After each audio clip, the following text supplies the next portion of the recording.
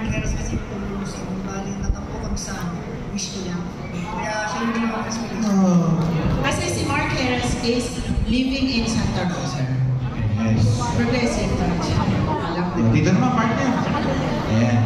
Si Miss. Bakit po si Rochelle Panginoon? Kasi sa akin nagsasabi na kamukha ko na si Rochelle Panginoon. Naniwala naman po kayo? Medyo. Nasaan ka? Okay, si Ma'am Sir naman, bakit si Nico? Wala lang, pagising ko. Ay, ito na. Pagising na yun na. Tapos nga ulit. Pagising ko, ito na yung gagayahin. Final. Okay, thank you.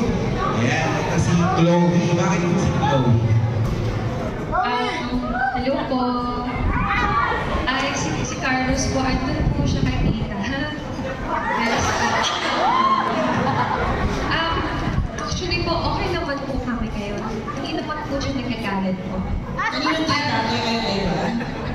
Medyo po. Yun lang po. Ayan.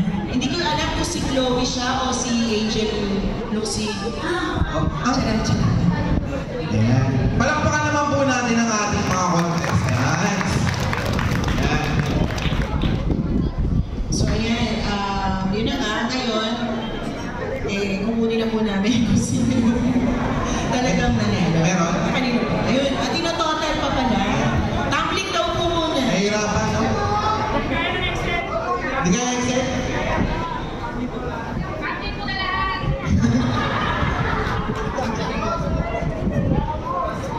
Music daw, sabi ni Mama Lu. Apat sir. Apat.